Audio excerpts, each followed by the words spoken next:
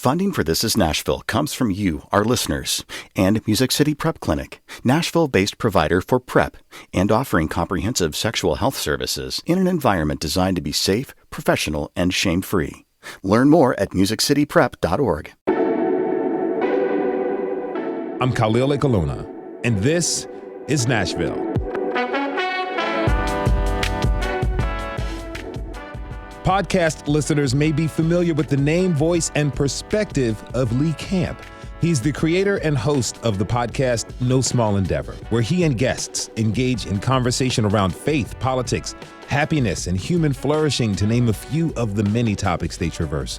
After working as an educator for nearly 30 years, Lee finds himself at a crossroads in life. Gone are the days of guiding and teaching students. So as the ever-changing world evolves, how is he evolving now that he has time to contemplate the changes life has brought to him? Well, let's find out. I'd like to welcome Lee Camp to This Is Nashville. Lee, thank you for being here. Thank you, Khalil. It's great to be with you and really appreciate the invitation to get to sit with you today. Yes, this is fantastic. You know, the top of the show there sounds like I have figured out my next season in life. So I'm hoping you will tell me then what's going to be next for me. Oh, man. I'm trying to figure out mine as well. Yeah, as you said, you know, I've taught undergrads 25 years here in Nashville, another 2 or 3 years in grad school prior to that. And came to this season in which I think it's time to shift and turn. And I don't know exactly what all it's going to entail. Frankly, I continue to plan to work with No Small Endeavor, you know, more than half time. Mm-hmm. And then I actually have an undergraduate degree in computer science. So my undergrad degree was computer science, and then I did seminary, and then following that I did a PhD in ethics. And so I'm particularly interested right now in questions about human flourishing and technology, human flourishing and AI. So that's one of the things that I anticipate working on a bit. But so I'm kind of just today started a short course with Oxford University on AI. You know, so I'm kind of jumping into the pool with both feet and to see what happens. But you know, I love getting to talk about a lot of the perennial existential questions that have plagued humankind for all of their lives. Mm-hmm. Of what does it mean to live a good life, and what does a flourishing life look like, and how do we be a good fellow human being to our neighbors, and all of the sort, and want to continue to explore those things. As you dive into this world of AI, is there anything intimidating that you've come up against? Well, it's certainly, I think it's intimidating because we really don't have the slightest idea, I suspect, of how quickly the world is about to change around us. And, you know, there are people that are at the top end in that world who are saying that this is as significant as the discovery of fire or the discovery of electricity. And obviously, the sorts of implications of that are profound, and we can't even see the end of what all that might mean. And so there's a lot of very serious conversations about in what way may this serve humankind at its best, and in what ways, on the other side, might it be, as a lot of people are saying, kind of the end of what it means to be human. And, you know, Ezra Klein kind of somewhat famously pointed end of last year to a study among a lot of the elites in Silicon Valley who are working on AI. And according to Ezra, about 10% of the people that are working on this said that they had a real anxiety that AI may mean the end of the human species as we know it. And when they're asked, well, why do you keep working on something that this many of you think it could mean the end of what it means to be human? Yeah. They say, well, we feel like it's something that we have to do, like the discovery of fire. You know, so it's a fascinating time, and it's certainly a lot more than ChatGPT and the things that ChatGPT is going to help us with. Yeah. And so I'm trying to figure out a way of how can we both, on the one hand, realize there are certainly going to be certain gifts that come with this, and at the same time, there are also grave potential perils that we need to have our eyes open to and pay attention to. And hopefully those who have some power will take seriously the sort of policy oversight that's going to be apparently needed with something like this. Policy oversight and also kind of morality, because policies and laws can be made about this is what you can do and this is what you can't do with AI. Look, crime doesn't stop criminals from doing what they have to do. Yeah, right. Yeah.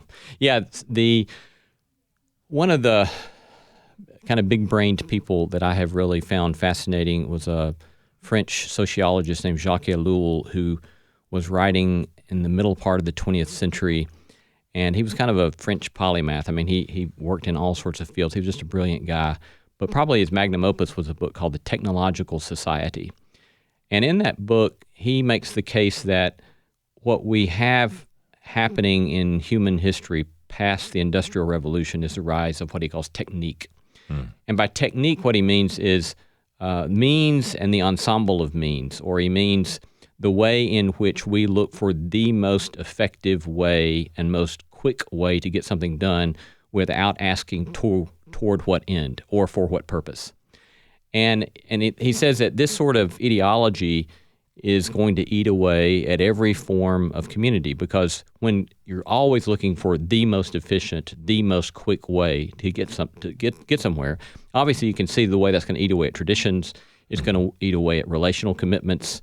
You know, that if you and I, reduce our relationship to whatever it is that we want to accomplish to do it most quickly, we have taken away what it means to be in relationship with another human being. Yeah. So anyway, that sort of notion of technique, I think we've got to continue to grapple with: how can we sustain communities? How can we sustain a vision of what it means to be a human being in the midst of this world that's unfolding? Yes, to focus on the quickest way we can accomplish something. I'm looking at the quickest way we could grow food, but that's taking away the natural process of how food goes. You're discussing the natural process of how relationships exactly. are developed, and connection and understanding is grown and nurtured. We're here in this time in our society, AI, technological rises. We've got political discourse that's not necessarily the healthiest. We've got people kind of moving away from a more spiritual or religious-centered life to kind of secularism. So it's a change. It's a radical change. It's an evolutionary change, perhaps, that's happening for us. As you liken that change that's happening to the change that's happening in your own life, your professional career, your personal life, how do you feel as this whirlwind of change is going on around you? Yeah. I feel both disconcerted in certain ways and hopeful in other ways. I mean, I feel personally there's this notion in which, when you've done something for 25 years in a given place and you've loved the community of which you've been a part, and you've loved an identity, I've loved an identity as a professor, and there's something that is very enjoyable about that identity. And I've loved relationships with students, and I've loved my students, loved the sort of intellectual stimulation of life in academia. And so there's certainly been a sort of feeling disconcerted or even some grief about deciding to move away from that. I think at the same time, there's also a sort of disconcerting sense that higher education is under rather intense strain, and that's true for kind of higher education in the United States, I think, across the board. And it's also especially the case for Christian higher education in the country, which is the circle that I've been in. And there are a variety of reasons about that, and we can talk about that if you want. And so all of this kind of turmoil, you naturally begin to wonder, what do we do with all this? And I think a lot of people experience the same sort of, at least an analog to that, obviously in the socio-political context in which we all kind of feel this anxiety swirling around us. Mm-hmm. It's a significant set of variables in which we have to kind of get up every day and find our way again, and find our way through a day, and have a center to ourselves again, and figure out what it means to try to be of use in the world and of service in the world. And so, I have my ways I daily that I try to get myself centered again and get up and go again. Do you have like a disciplined or dedicated morning routine? I do, yeah. It kind of varies through the years. Currently, I'm in a season where I journal a lot, and so I typically get up and I'll journal for 20 or 30 minutes and with a cup of coffee, and then I write down what I'm going to do that day, and then I get going. And so I have a hard time starting a day without some sort of rhythm and routine like that. Some of us can wake up. I used to do this. Some of us can wake up and immediately be in the mad dash to get ready for work or wherever our responsibilities lie for that day. But as I thought about it, like, why do we do this? You're putting yourself in a state of anxiety immediately after you wake up. Yeah, that's not healthy. No, it certainly hasn't been for me. And I struggled with anxiety a lot ever since I was young. I mean, I got treated for stomach ulcer the first time when I was in 7th grade, just because of, Wow. because of anxiety. And so it's always something that I've had to deal with, and I've had to learn ways to deal with it. So it's that morning routine. It's lots of exercise in the afternoons. It's learning to do mindfulness meditation. It's learning to have friends that I can talk very openly and honestly with. It's having good check-ins with my wife. And it's for me, I've kind of had to build a lot of structures in my life so that kind of sense of immediacy and anxiety doesn't overwhelm me. Do you think we're overanalyzing our existence? For sure, and I'm probably chief among the guilty ones. Well, I think any American really is part of that, right? I mean, the problem with academics is that we can be, the old ivory tower pinheaded folks is the common critique of academics, and there's a degree to which that can be true sometimes, because I think we can look at things in such a narrow way, but again, that there are real contributions that are made to society through that kind of way of looking at the world. But there's also, I think, in certain so-called religious approaches to life, there can be a unhealthy introspection and an unhealthy obsession with the self. And I certainly had my years of doing that as well. And I've tried to, learn to not take myself so seriously. And, I've heard friends in recovery talk about, I forget what they call it. I think it's it may be called like Rule 69 or something that they have in one of their books, but they talk about don't take yourself so bleep seriously. And, I think that's a really helpful advice of there are things to be taken seriously, but to not take myself quite so seriously because I'm limited and fallible like just everybody else, Yeah. And so together, maybe we can see things more clearly than me just focusing so much on how I see the world. I think that's something all of us should really consider, because then there's less pressure to have all the answers. Indeed. There's less pressure to have certain things figured out, and then to recognize that I'm a human being and I'm always improving. I had a situation years ago where I met a woman who was 40 years older than me. So at the time she was 84. And she said, I'm continuing to get better every day. And that was a solve and a balm for me. It's a lovely vision for an 84-year-old. Yeah, because I said to me at 44, I therefore have room to grow. Yes.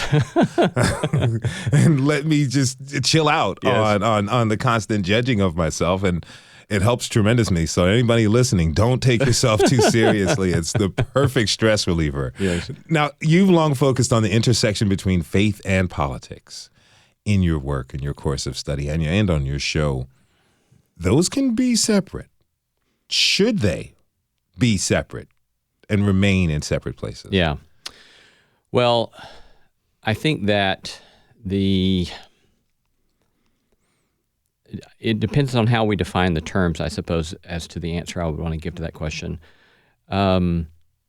In European political history, you have, following the rise of Christendom, in the early modern era, there are those who began to say we need to separate church and state.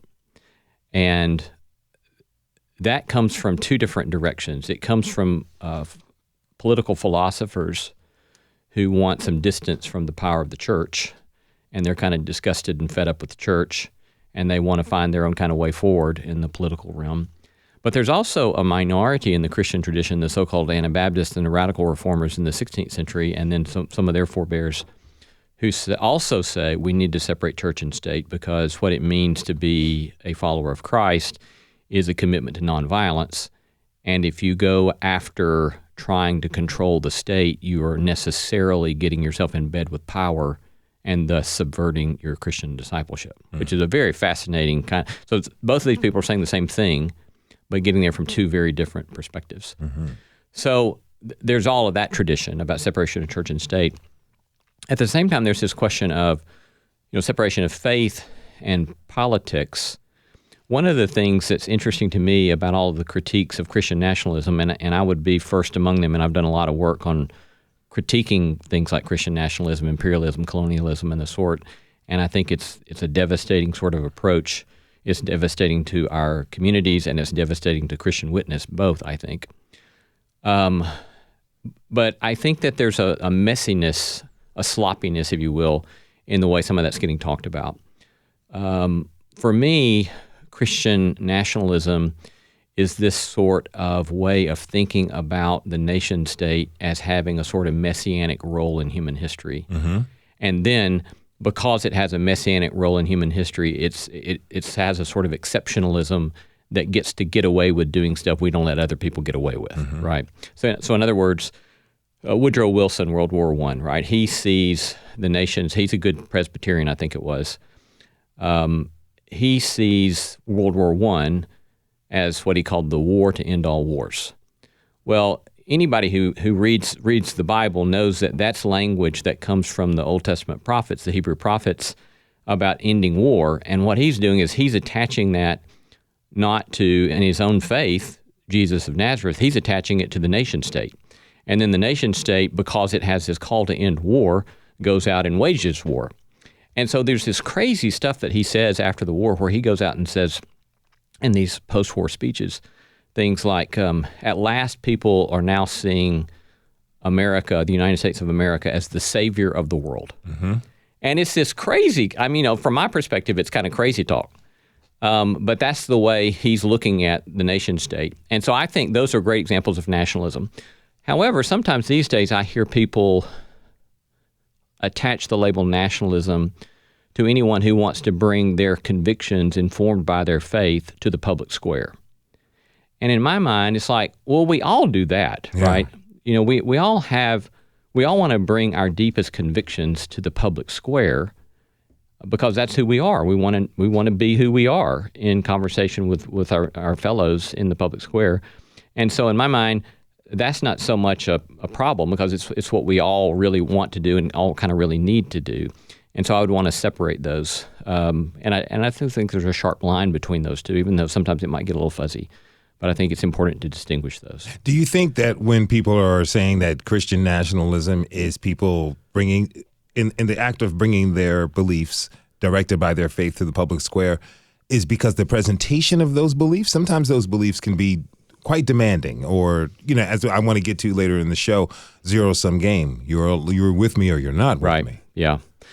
Certainly. You know, it can be, I'll either further complicate it by saying that immediately once we get into this conversation, then we have to start talking about from any given faith tradition, whether it's Islam, whether it's Judaism, whether it's Christianity, and multiple others, which part of the tradition are you wanting the public square to engage with? So, for example, I don't particularly like the language of biblical values. It's off-putting to me because it's like I'm more interested in what the big story is in the Bible. And the big story in the Bible is this outlandish claim that God, through the ways of love and service and loving even unto death, that life has triumphed over death and all the handmaidens of death. And there's this beauty of love that has won in human history, not yet fully, not yet consummately, but it will. And we then are to live in that same way towards that end. Well, that's a very different kind of engagement with the public than to say, well, here are these 4 or 5 different values. We'll put those in scare quotes. These 4 or 5 values, and that above all, we've got to make sure that you buy into my values, and that we put our values into the legalese or the legal policies and enforce those upon our neighbors. Those are 2 very different ways of thinking about what's going on there, right? And so I much prefer what's the big story, what's the big narrative about. Let us try to live into that. And for me, that big story is about a sort of nonviolent witness to the ways of love and the ways of kindness and the ways of truth that is liberating and inviting. The ways of love and the ways of kindness. You have the stage show turned into a podcast. I'm going to talk about that much later, but I want to hear a relevant clip because you talked about love and kindness in our democracy. Let's take a listen. For the vast majority of Western civilization, for sure, people thought it was impossible, which is to say, people thought it was impossible for different identities to gather in a single political entity, particularly a democracy. And what makes a democracy distinct? It's people get to participate in public life, right? So you could have religious diversity in a dictatorship or in an empire because the dictator would basically curtail or contain your identity. But in a democracy, you actually get to articulate your identity. You get to say you're pro-life or pro-choice. You get to say where you think the line should be drawn in the Middle East. And you get to try to affect public discourse and policy. And so the idea that you would live alongside people who were literally trying to enact a policy that was opposite of your, not just politics, but your identity, people thought that was impossible. And here we are attempting that in the United States. I have to say, people say all the time about how terrible things are going. And I think things could be a lot better in the United States. Let me be clear. But I read a New York Times article 10 or 12 years ago that I write about in my book, We Need to Build, which begins with the image when there is a fire on the Muslim side of the city of Mostar in the nation of Bosnia-Herzegovina. The Catholic fire department does not respond. There's a fire on the Catholic side of Mostar. The Muslim fire department does not respond.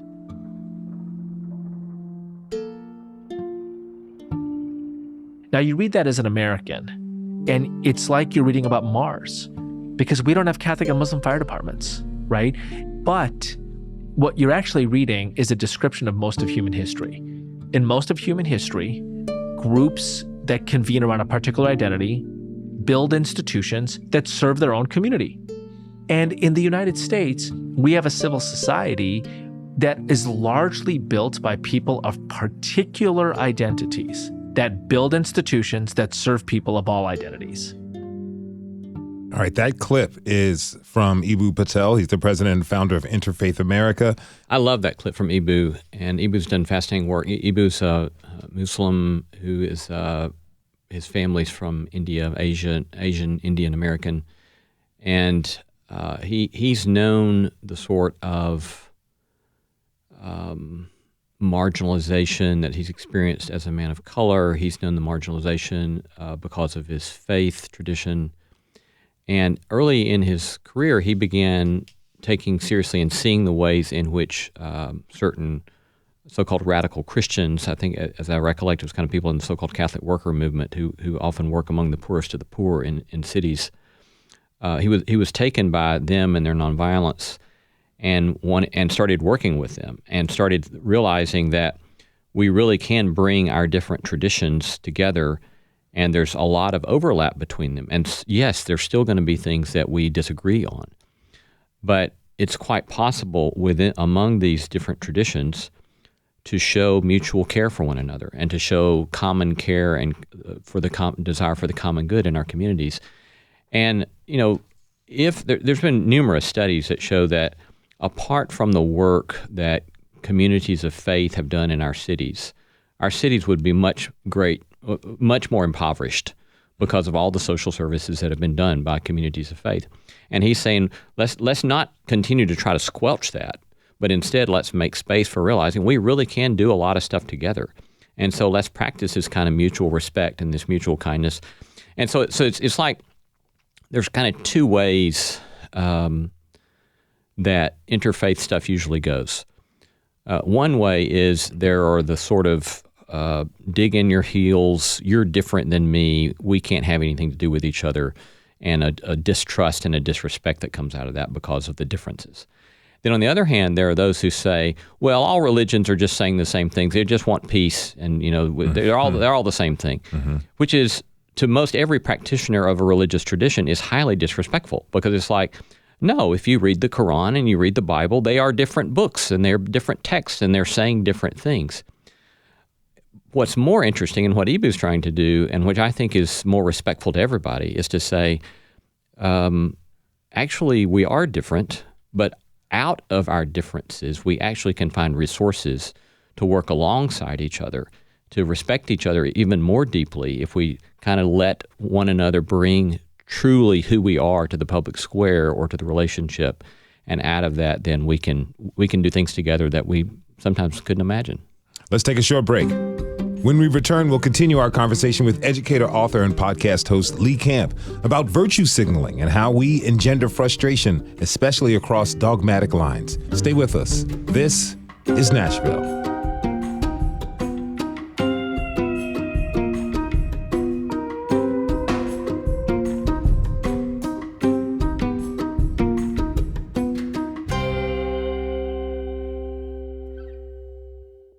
Funding for This Is Nashville comes from you, our listeners, and Music City Prep Clinic, Nashville-based provider for PrEP and offering comprehensive sexual health services in an environment designed to be safe, professional, and shame-free. Learn more at musiccityprep.org. I'm Khalil Ekalona, and this is Nashville. My guest is Lee Camp, educator and author. He's the creator and host of the podcast No Small Endeavor, where he enters into conversations that orbit around faith, politics, society, and life. He's at a new stage in his life and career and has kindly set aside some time to join us to talk about those things and the direction our society is heading in. Lee, again, thanks for joining us. Thank you, Khalil. Good to be here. I really want to play a clip from a recent conversation you had with Musa Al-Gharbi. He is an intellectual and author of We Have Never Been Woke, The Cultural Contradictions of a New Elite. Let's listen to this clip. Fundamental tension, I argue in the book, that has defined the symbolic professions basically from the creation, is that while a lot of us are committed to social justice, we also really want to be elites. We want to enjoy a higher position than most other people. We want other people to defer to us and to respect us more than other people. We don't think that people should take our opinion and someone working at McDonald's opinion in the same way. We think that our opinion should carry a lot more weight, not just about the areas in which we're experts, but in general. And these two drives are in tension, right? You can't be an egalitarian social climber. You can't be an egalitarian elite. These are two drives that we have that we're sincerely committed to on both ends, but they're in fundamental tension. And when push comes to shove, when we have to choose between perpetuating or enhancing our own position or helping our children reproduce our own position or climb up the ladder further versus living our social justice ends, when we're put in a position where we have to choose, and we do have to choose in many instances, it's the former drive that ends up dominating and that ends up subverting our pursuit of social justice, driving us to taking these more symbolic gestures instead of doing things that we could do in our own lives that could make a difference. It's very interesting what he's saying. It is. It's very, it's very convicting, and he gets people mad at him from both ends of the spectrum. Yeah. I can imagine he does, Yes, he because does. there's a lot of virtue signaling going on in our country and society. I mean, virtue signaling is a commodity. It's social currency or a social credit. You say something that everyone likes, particularly on your side of the things, you're a hero. Suddenly you're booked to be on podcasts, a contributor on cable news and things. You say things people don't like, you get canceled. Yes. And you're drawn away. He has been canceled from both sides, which I have to guess maybe is potentially freeing? Yes, he did speak of that. I asked him about that, as I recollect, and he spoke of how it was quite freeing, actually, once you kind of realize that, and it, that reminds me of a interview I once got to do with James Lawson, the famous civil rights leader, and I was talking to him about as a college student, I think he was a junior in college, maybe a senior, when he gets arrested and tried because he wouldn't submit to the draft for the Korean War because he thought it was unjust. And he gets sentenced to prison for 3 years as a 20-year-old or so. And I asked him, I said, what did that do for you as a young man? And he said it freed me. He said, because I realized that this is what they could do to me. And it freed me of the fear of what others are going to do. So Musa, very different. He certainly not been sent to prison, but had that same sort of sense of, he weathered that, and so now there's a sort of liberty in that. I have a good friend who hopes to be canceled. He says, because now I can really do whatever I want. Because I think if someone is canceled from both sides, does that mean this person who was canceled has a point in what they were saying? Yeah. Yes, there certainly is. Of course, that can become its own sort of egotistical sort of approach as well, right? If we're always looking for self-justification, we'll go to great lengths to find our own self-justification. But I do think that there's something to the notion that I want to be willing to be critiqued by people from both ends of the spectrum. And if I'm not willing to be critiqued by people from both ends of the spectrum, I probably have a little bit of something going on that needs some examination. But on our spectrum these days, there's a lot of hostility. Indeed. Within those critiques. Indeed. Not too much time to consider the human who holds those views that I'm critiquing, that anyone could be critiquing. And, you had talked with opinion columnist David French about decency and the hostility that's there. I want to listen to that real quick. In our current political environment, we have a giant amount of people going for justice with their fists raised, right? And very little kindness and almost no humility. And each one of those obligations exists side by side. They're not optional. And so you cannot forsake kindness and humility for the sake of justice. You cannot forsake justice for the sake of kindness and humility. You have to harmonize these values. And right now, we are heavily weighted towards the issue advocacy, justice issues, and often believing that kindness and humility are a fool's game, a sucker's game. What? You're going to get beat. You're going to lose if you exhibit these kinds of values. And we're trying to confront that mindset. This contempt for kindness, humility, grace in the pursuit of justice. Very interesting, because now there's a lot of people on all sides who are adopting those behaviors. Yet the folks that they quote, our inspirational leaders from the past, were all about expressing that kindly and humility as they pursued justice. Yes, I really respect that particular passage from David French. You know, David has been highly, there's been a lot of stuff weaponized against David in various ways in the church context and the socio-political context. And but this insistence upon holding justice, kindness, and humility all together, which of course he's taken that from the Hebrew prophet Micah from the 8th century BC, who has this famous passage about holding together those three things. And I think that that's a really important clarion call that if we're really going to contribute to the world, it's going to require all three of those. And my sense of self-righteousness about some given injustice, you know, I think that Aristotle was right when he said that a person of virtue will be angry about the right things in the right way for the right length of time. I think there's a lot of wisdom in that, right? If we're never angry about anything, then we probably got some moral formation that needs to occur. But it's not a way that one can persistently live, right? At some point, we have to let our anger become fuel towards doing something constructive in the world. And to really do something constructive in the world with our neighbors is going to require then that kindness, and it's going to require humility. And also the humility of saying the way I understand some given social dynamic, I may not see it fully or sufficiently. Or what I think might be helpful to somebody else might not really be what they need or what they want. And that's another thing that Musa said in that interview was he said, when I asked him about what would be practical things that you would suggest that people do, he said the first thing I would suggest is that if you want to help somebody, ask them how you can help them rather than presuming you know what might be of help to them. And so again, justice, mercy, and kindness all together, and humility all together. If you're just tuning in, this is Nashville, and I'm your host, Khalil Ekolona. We're talking this hour with author, educator, and podcast host Lee Camp. We're discussing our society and where areas of authenticity and focus are most needed. You know, that draws me back to the virtue signaling that so many people take part in. And look, you can show me all day long. I lived in Los Angeles. I saw all the illusions, you know, and I live in Nashville and see the illusions here as well. On the other end of the social political spectrum, you see the signaling here. Then. Yeah, it's like you have to live it and let it be, and that's what I try to do with myself personally. Not saying that I'm perfect, but that's the point. Again, going back to the woman who was 84, I'm always a continued work in progress.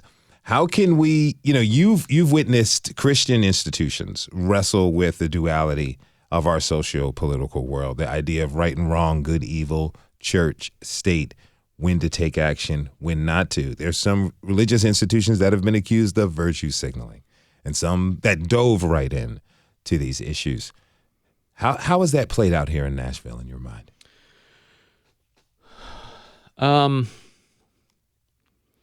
Well, that's a fraught a fraught conversation. Christianity is big business in Nashville, right? Mm-hmm. Some of the largest publishing houses, contemporary Christian music, Christian institutions of higher education. I mean, Christianity is just big business in Nashville. It supported the city. Yeah, right. And then you have in all of those industries constituents, that if you anger the constituents, then it's going to have a profound impact upon your donor base. It's going to have a profound impact upon who buys from you, who pays you tuition, who buys your books. And so there's always this sort of jockeying, I think, a sort of, at least I'll put it this way, there's always a temptation to put your finger up in the air and figure out which way the wind's blowing. And how much you're willing to push against your constituency. And, I've seen that happen repeatedly.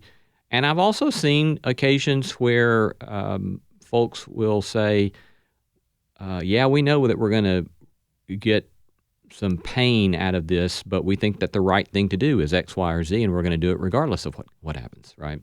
And so I've seen both of those things happen. And and then there are areas where it's gray, sometimes the moral life is not always obvious. It's not always obvious what's right or what's wrong. And sometimes you just have to make the best decision you can, knowing that you may anger people all over the place, right? And so it's an ongoing process of discernment and judgment and hotly debated issues. Like, right now we continue to see very hotly debated issues. But I think that I think one of the things that concerns me the most right now is that with the weight of the culture wars and the social political hostility that we're experiencing in the country, it's one thing to try to take a stand or make a judgment about some sort of moral issue, but it's another thing to do that in a way that's simply based upon fear of a constituency. And so I get impatient with the latter. And even though some people may make a judgment about a given moral thing that I may or may not agree with, we all have to make judgments, right? We've all got to make judgments about money. We've all got to make judgments about sex. We've all got to make judgments about how we deal with our enemies and forgiveness and reconciliation. We all have to make judgments about how to do that as best we understand. And some people make those decisions about how to do it, and I disagree with them, and some make decisions, and I agree with them. But again, going back to the kindness and the humility piece, right? If there's disagreement, I want to treat them with kindness and humility. That's a different sort of thing than feeling the weight of the culture wars and letting the shape of our arguments get dictated by the culture wars and the partisan hostility, and then feeling like, well, we've got to make sure we are clear about this so people don't think we're that. That's a thing that I see sometimes and experience sometimes that is deeply distressing to me. I want to pick up on that right after this next break. When we come back, we'll talk more with Lee Camp about his podcast, No Small Endeavor, how it grew from a live stage show to one of the more popular podcasts in the country. You can join the conversation by tweeting us at This Is Nashville. We'll be right back.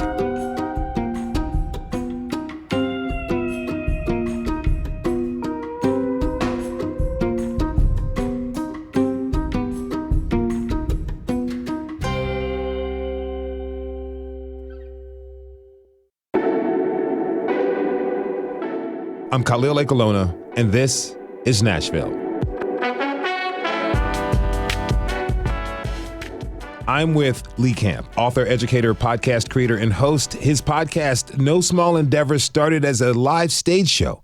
So how did it grow from stage show to popular podcast? What inspired the thoughtful, challenging, and eyebrow and consciousness-raising conversations? Thankfully, Lee Camp is here to answer those questions again. Lee, thank you for being here. Thank you, Khalil. Okay, before the break, we were talking about a few things, and you mentioned the culture wars and how we're approaching that in Nashville. I just have a question about it. Is the focus on the culture wars, particularly siding with the culture wars as a sign to exhibit my moral choices, my values, is that preventing Nashville from evolving to what it truly is? And I just add this. I came out here, I was told Nashville is a wonderful place, and I do think it's a wonderful city. But Nashville needs to be honest with itself about its history, about where it is going, about what it is doing now in the present for all Nashvillians and the people who are coming here. How can the city, the spirit of the city, evolve past the culture wars?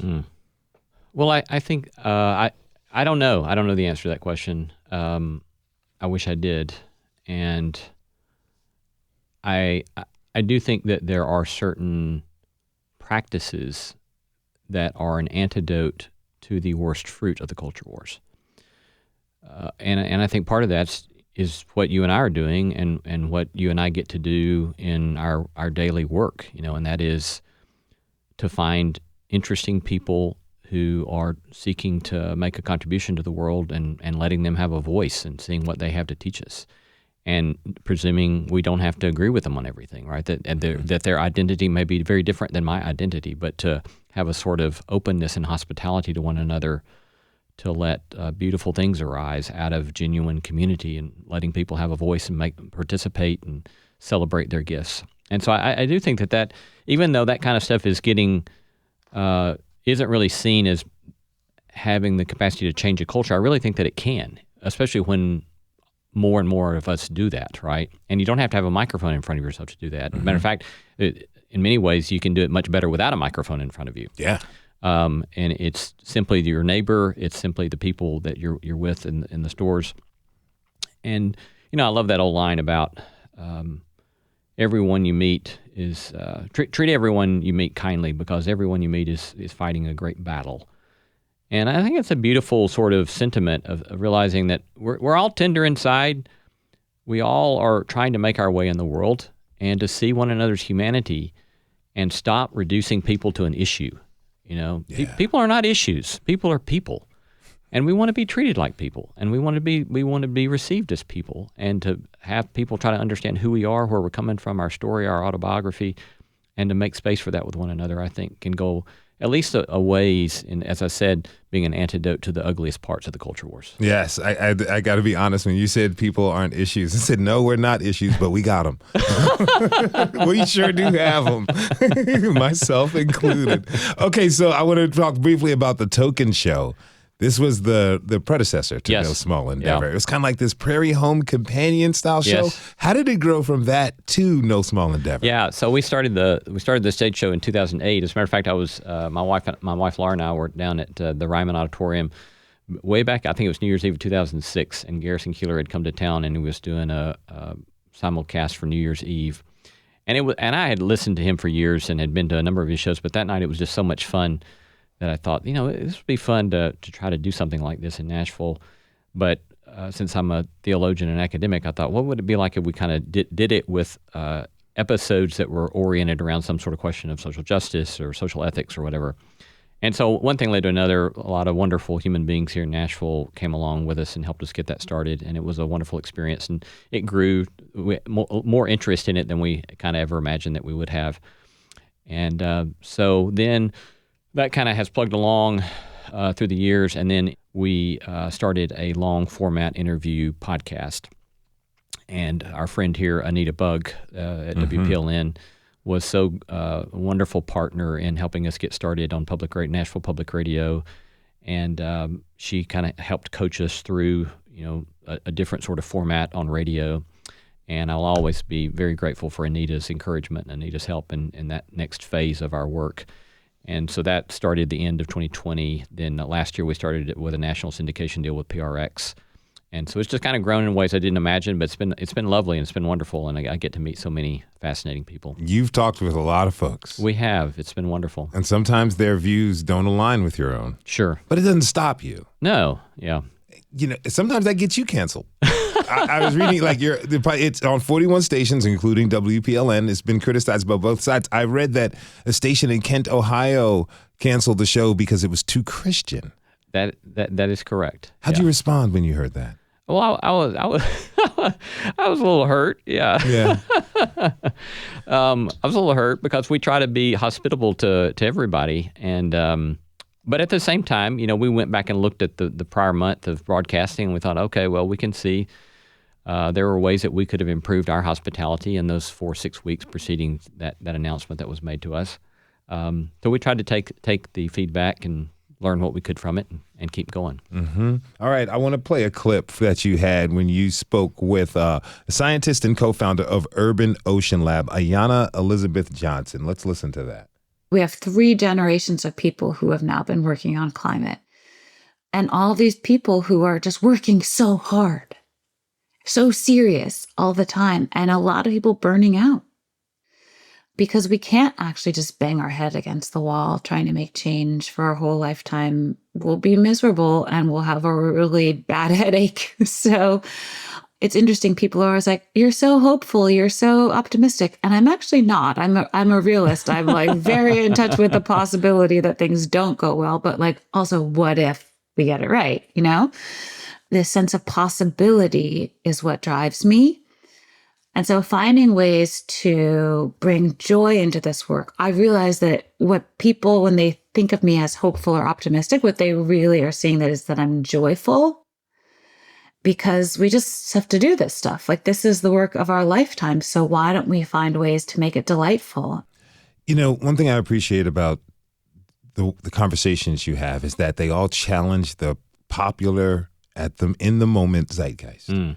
Of, hey, I'm doing this good work. I've got to work myself to death in order to do it. This is very important work that we all must take seriously. How are you not taking this seriously? How dare you? I'm offended.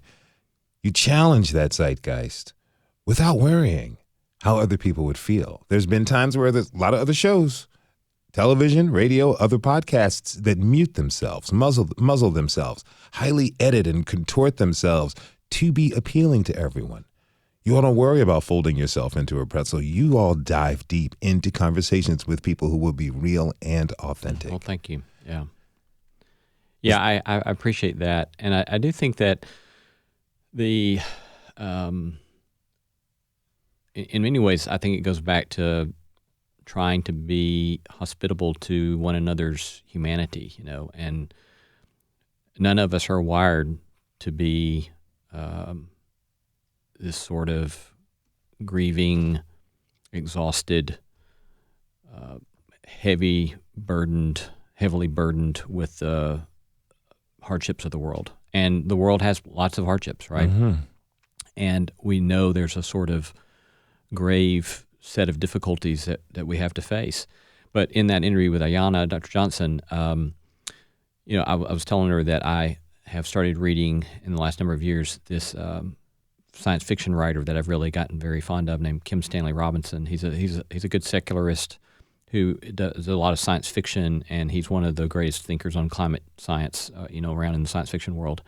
And one of the things I love about his work that fits with her work and works that is compelling to me is he basically, in looking at kind of the unfolding of the climate crisis, he's basically saying we are screwed. Yeah. And there's no getting around it. Yeah. You know, it's going to come hit us harder than we have been willing to acknowledge or admit. And here it comes.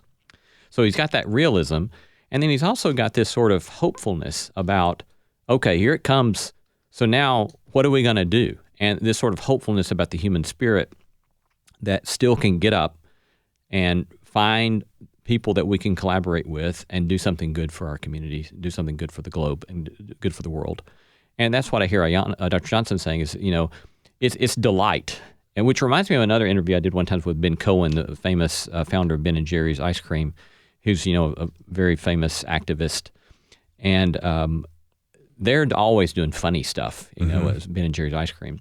And I asked him about that, and I said, you know, you don't seem to take yourself overly seriously. And he said, well, you know, who wants to do that? And he had a quote up on his wall in his office by an activist. I don't remember who it was, but he's talked about the joyful journey for justice. And I love that line, right? And it's the same thing that Dr. Johnson is saying is if we want delight, right? So the question is, can we bring joy to good work in the world? Can we bring delight to good work in the world? And again, going back to what you said earlier, not take ourselves so seriously, take the world seriously and the things that the world needs, but then get to it. Yeah. And laugh along the way and have some delight along the way and good cheer along the way.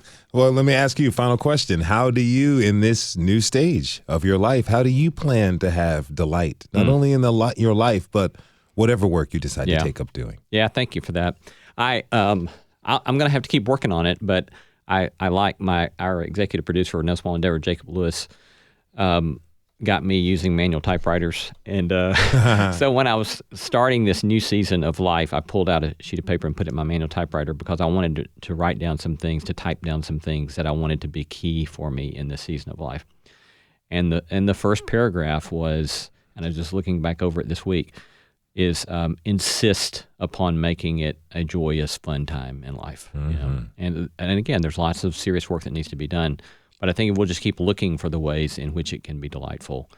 A lot of times those things open up to us if we are open to it. My parents always taught my siblings, and responsibility is to make the world a better place, but it's also to enjoy your life while you do it. Yeah, well said. Lee Camp is the creator and host of the podcast No Small Endeavor. You can hear it at 2 p.m. on Sundays here on WPLN or wherever you get your good podcasts. Lee, it's been an honor. Thank you so much for being here on the show. Thank you, Khalil. It's been a delight. Thank you. Thanks to you for tuning in this hour. This is Nashville is a production of Nashville Public Radio. Today's episode was produced and directed by Tasha A.F. Lemley. Our technical director and board operator is Liv Lombardi. The masterminds behind our theme music are Laurent and Namir Blade. You can listen back at thisisnashville.org or wherever you get good podcasts. The conversation never ends here. Tweet us at This Is Nashville. Hit us up on Instagram or call us at 615-751-2500. Note, we may use your message on air. This is Nashville. I'm Khalil Ekolona. We'll see you tomorrow, everybody, and be good to each other.